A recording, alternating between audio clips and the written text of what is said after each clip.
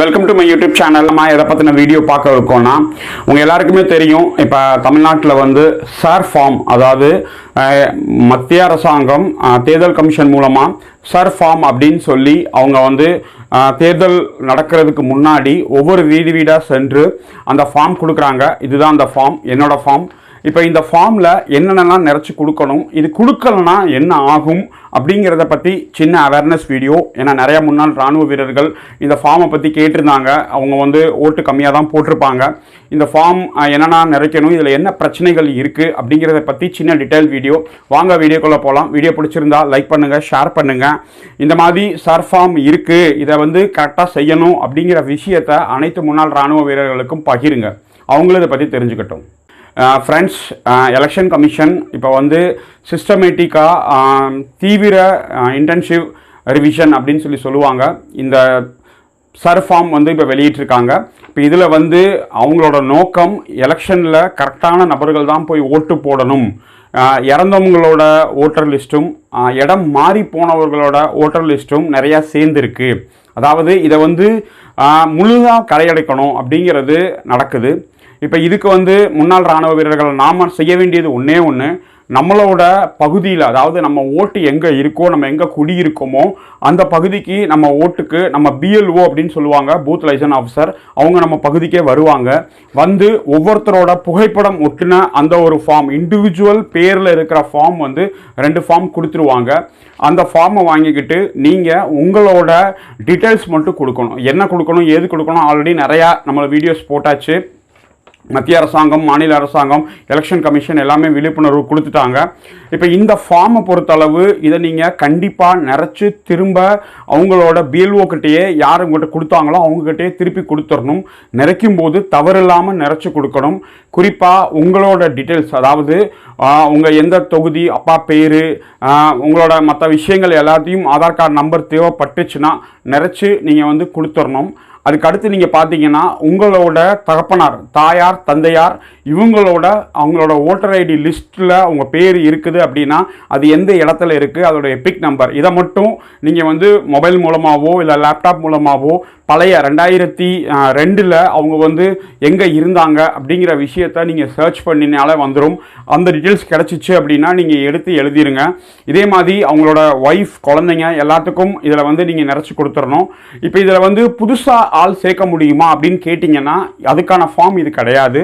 Already voter லிஸ்ட்டில் இன்றைக்கி கரண்ட்டாக யாரெல்லாம் ஓட்டர் லிஸ்ட்டில் பேர் இருக்கோ அவங்க எல்லாருக்கும் பூத் லைசன் ஆஃபீஸர் அப்படின்னு சொல்லுவோம், பிஎல்ஓ மூலமாக அவங்க பேர்லேயே ஃபோட்டோ ஒட்டியே, இண்டிவிஜுவல் ஃபோட்டோ ஒட்டியே இந்த ஃபார்ம் ரிலீஸ் பண்ணிட்டாங்க. 2 ஃபார்ம் கொடுப்பாங்க. அதனால் அந்த ஜாபிதாவில் யார் பேர் இருக்கோ அவங்கெல்லாம் இந்த ஃபார்ம் கையில் கிடச்சிரும். அந்த பகுதியில் கூடி இருந்தால், பை சான்ஸ் வேற ஒரு பகுதிக்கு போயிட்டாங்க அப்படின்னா அந்த பிஎல்ஓவை கான்டாக்ட் பண்ணி அந்த ஃபார்மை வாங்கி ஃபார்மை நிறச்சி இப்போ நீங்கள் எங்கே இருக்கீங்களோ அந்த இடத்துல இருக்கிற பிஎல்ஓட்ட திருப்பி கொடுத்துருங்க. அப்படி கொடுத்துட்டிங்கன்னா உங்களோட அந்த ஓட் அந்த பகுதியில் இருக்கும். இல்லை அப்படின்னா அதை அவங்க மொத்தமாக நீக்கிடுவாங்க. அதுக்கடுத்து நீங்கள் புதுசாக பதிகிற மாதிரி பதியணும். இதுதான். இப்போ ரொம்ப பேர் என்னென்னா, குடி ஒரு இடத்துல இருப்பாங்க, ஓட்டு ஒரு இடத்துல இருக்கும், இல்லை அங்கேயும் ஓட்டு இருக்கும், இங்கேயும் ஓட்டு இருக்கும். இதை சரி செய்கிறதுக்கு தான் இந்த ஃபார்ம்.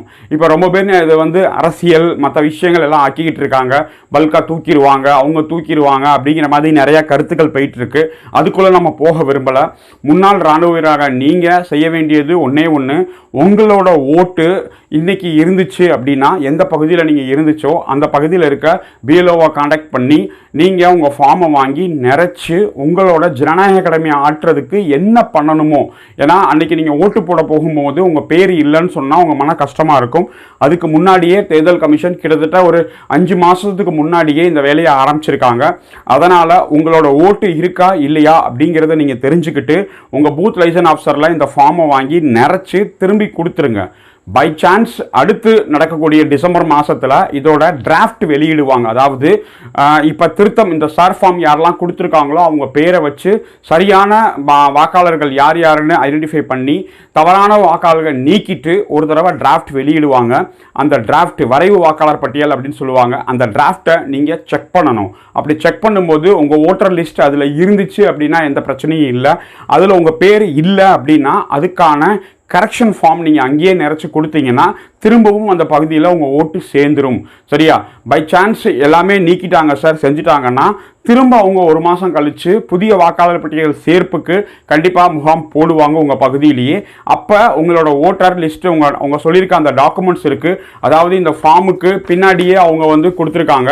இந்த லிஸ்ட்டில் 13 வகையான டாக்குமெண்ட்ஸ் கேட்குறாங்க. அதை வச்சு நீங்கள் புதுசாக அந்த ஓட்டர் லிஸ்ட்டில் நீங்கள் உங்கள் பேரை சேர்த்துக்கணும்.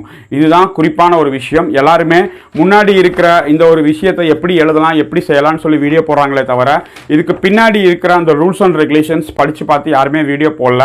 இப்போ நான் போட்டுக்கிறேன், நீங்கள் பார்த்துக்கோங்க. இந்த 13 வகையான டாக்குமெண்ட்டை வச்சு உங்களோட சர்ஃப் ஃபார்மை ப்ராப்பராக நீங்கள் நிறச்சி கொடுத்துருங்க. பை சான்ஸ் இப்போ நான் வந்து 18 வயசு ஆயிருக்கு சார், எனக்கு இது வரைக்கும் ஓட்டே இல்லை, நான் புதுசாக சேர்க்கணும் அப்படின்னா முகாம் போடுவாங்க. முகாம் போடும்போது நீங்கள் சம்மந்தப்பட்ட ஃபார்ம் 6 அதை எடுத்து எழுதி உங்களோட பேரை இதில் சேர்த்துக்கோங்க. ஏன்னா இதுக்கு பின்னாடி ஒரு அரசியல் இருக்குது. பிஜேபியா, திமுகவா, அவங்களா இவங்களா, நம்மளுக்கு எதை பற்றியும் கவலை கிடையாது. நம்ம தேர்தலில் வாக்களிக்கணும். அந்த வாக்கு அளிக்கிறதுக்கு நம்மளோட பேர் எலெக்ஷன் கமிஷனால் திருத்தி அமைக்கப்பட்ட இந்த ஒரு லிஸ்ட்டில் பேர் வரணும். ஆல்ரெடி பேர் இருக்குது, அதை நம்ம உறுதிப்படுத்திக்கணும். இதுதான் இந்த வாக்காளர் பட்டியலோட தீவிர திருத்தத்தோட நோக்கம். அதாவது நீங்கள் எங்கே இருக்கீங்களோ அங்கே இருக்கிற இடத்துக்கு நீங்கள் தான் இருக்கீங்களா அப்படிங்கிற உறுதிப்படுத்துறது. உங்கள் வீடுக்காக தேடி வந்து உறுதிப்படுத்துவாங்க. இதை நீங்கள் உறுதிப்படுத்தி கன்ஃபார்ம் பண்ணி வச்சுக்கோங்க. இப்போ இதனால் என்ன ஆகும்னா நிறைய போலி வாக்காளர்கள் நீக்கப்படுறதுக்கு வாய்ப்பு இருக்குது. இறந்தவங்களோட பேர் நீக்கப்படுறதுக்கு வாய்ப்பு இருக்குது. இங்கே குடி இல்லாமல் வேற ஒரு இடத்துல குடியிருப்பாங்க பல வருஷங்களா, ஆனால் அவங்களுக்கு அங்கேயும் ஓட்டு இருக்கும் இங்கேயும் ஓட்டு இருக்கும். இதை வந்து கள்ள ஓட்டா போடுறதுக்கான தடுக்கப்படுறதுக்கு வாய்ப்பு இருக்குது. இதுதான் இதில் உள்ள நோக்கம், வேறு எதுவுமே கிடையாது. அதனால் இதை வாக்காளர் திருத்த வர்றது நம்ம பகுதியில் இருக்க அதிகாரிகளை நீங்கள் சந்தித்து வேறு ஏதாவது உங்களுக்கு டவுட் கிளாரிஃபை இருந்தால் சம்மந்தப்பட்ட பூத் லைசன்ஸ் ஆஃபீஸர்ட்டே நீங்கள் கேளுங்க. அவங்களே உங்களுக்கு உதவுவாங்க. அவங்களுக்கு சரியான பயிற்சி கொடுக்கப்பட்டு உங்கள்கிட்ட கொடுத்துருக்காங்க. இதுக்கப்புறம் ரொம்ப பேர் கேட்பாங்க, சார் எங்கள் அப்பா அம்மாவோட ஓட்டர் லிஸ்ட்லாம் தெரியாது சார், அவங்க எது தெரியாமல் இருக்குது அப்படின்னா அவங்களோட பேரை வச்சு அவங்க எந்த ஊரை சேர்ந்தவங்கள வச்சு அவங்களோட பழைய லிஸ்ட்டை சர்ச் பண்ணி எடுத்துடலாம். இதுக்கான விஷயங்களும் பூத் லைசன்ஸ் ஆஃபீஸர்ஸ்க்கு அந்த ஆப் இன்ஸ்டால் பண்ணி கொடுத்துருக்காங்க. அந்த ஆப் மூலமே பண்ணிக்கலாம். நீங்களே உங்கள் தான் செக் பண்ணிக்கலாம்.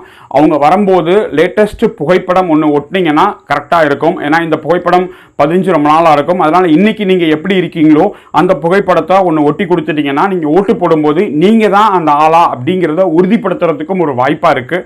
அதனால் உங்களோட லேட்டஸ்ட் ஒரு புகைப்படத்தை ஒட்டி நீங்கள் வந்து இந்த ஃபார்மை சப்மிட் பண்ணுங்கள். 2 ஃபார்ம் கொடுப்பாங்க.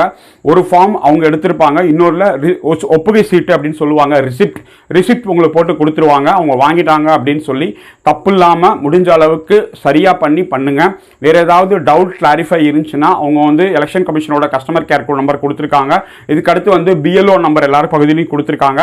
அவங்கள கான்டாக்ட் பண்ணி நீங்கள் முறையாக இந்த சர்ஃப் ஃபார்மை நிறச்சி நீங்கள் கொடுத்துருங்க அப்படிங்கிறது தலைமையான கோரிக்கை.